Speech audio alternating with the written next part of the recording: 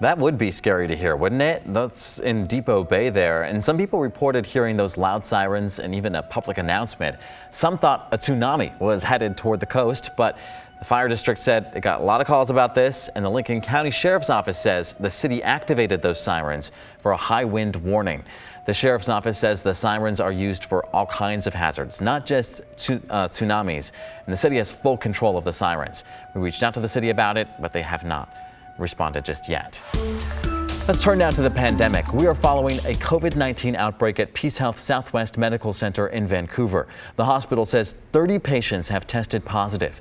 Those patients were not initially admitted for COVID. They even tested negative when they first got in.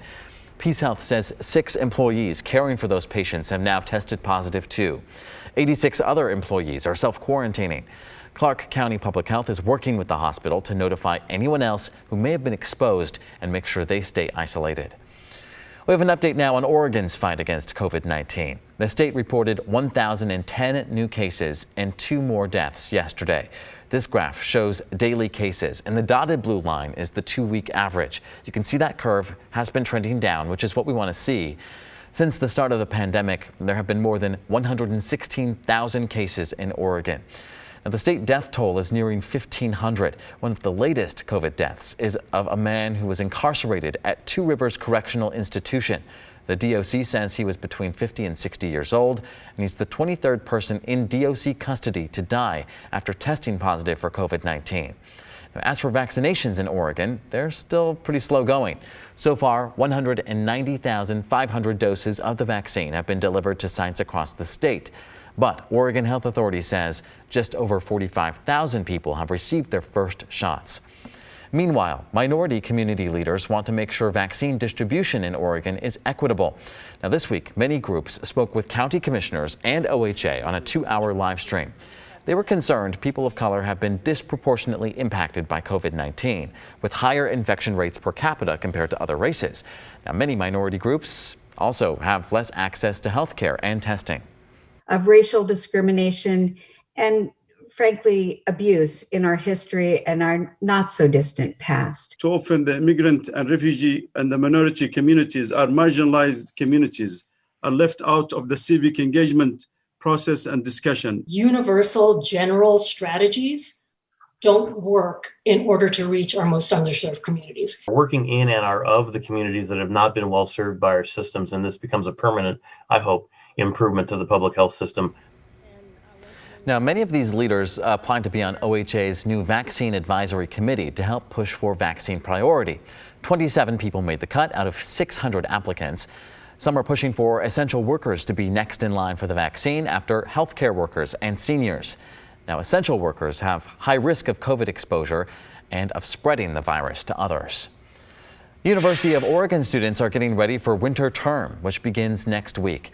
The first week of class will be entirely remote with no in-person instruction. U of O says this will give returning students time to quarantine and get tested for COVID. I think it's really hard to keep college students in check. And I mean, they're adults, they should just want to do that themselves. But I don't know, there's only so much that the university can do. And I appreciate what they've been trying to do. For perspective, Lane County Public Health says college-aged people make up 4% of cases in that county. This morning, Portland police are still looking for a man who escaped from custody. His name is David Dolan there. He was being held at the Justice Center. Police say he escaped from his cell around 5:30 last night. Police arrested Dolan as a suspect in the attempted murder of Officer Jennifer Pierce. You may remember she was hit by a car outside a gas station in southeast Portland on Christmas Eve and broke her pelvis. Now, police do not think Dolan is a threat to the community, but if anyone sees or knows where he is, call 911. Portland Mayor Ted Wheeler is calling for tougher penalties for violent rioters and vandals. This comes after a riot in Portland on New Year's Eve.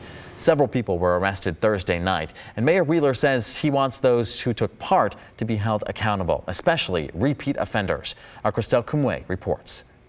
A New Year's Eve riot in downtown Portland reportedly caused tens of thousands of dollars of damage. At a press conference Friday, Mayor Ted Wheeler called out those responsible. Who? Violent Antifa and anarchists. Authorities say dozens of people vandalized buildings by spray painting them and breaking windows. Lawlessness and anarchy come at great expense and with great risk to the future of our community. Some in the group tried to use tools to break into the federal courthouse and justice center. Portland Police Chief Chuck Lovell says responding law enforcement officers came under attack. It was very violent and a very large confrontational group. Met them with Molotov cocktails, rocks, bricks, frozen water bottles. Now Wheeler wants to crack down on people repeatedly breaking the law. It's time to push back harder against those who are set on destroying our community. He committed to 3 changes. First, I'm calling on our federal, our state, our county, and our local law enforcement partners to convene with me to develop clear plans to address anarchist violence, both here in the city of Portland and throughout the state. This should happen as soon as possible, even as soon as next week. Next, calling on the state legislature to increase penalties for people who repeatedly engage in criminal destruction and vandalism.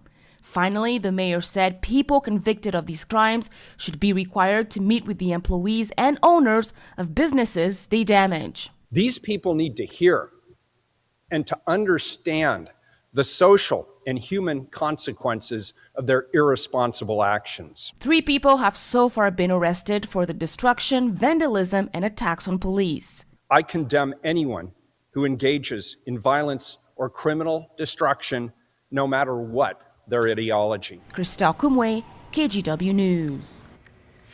Moving along here, Portland nonprofit needs your help finding a stolen shed. La Arche Portland works with people with and without intellectual disabilities to build relationships and create a home. Every year it sells Christmas trees to fundraise, but the shed for this disappeared on New Year's Eve. It usually sits in the grocery outlet parking lot in the Hollywood neighborhood. And this is what it looks like. It's a small green shed with red trim on a trailer. The organization filed a report with Portland Police, so if you see it anywhere, give them a call. All right, we've got a quick correction here on palindromes. Turns out there are 22 of them this year. And you know how we know that? A 7th grader named Natalie told us after we got it wrong. She's from Pacific Middle School. And we so appreciate you writing in, Natalie. We want to give you credit for your research. Natalie went through and counted every single day on the calendar this year. That's the same backwards as it is forwards. So thank you again. All right, well, coming up here, dating is hard enough. Throw in a pandemic, and it could be nearly impossible for some people. Despite it all, though, online dating surged in 2020. So we're going to talk to the experts to explain that trend. I'm nervous.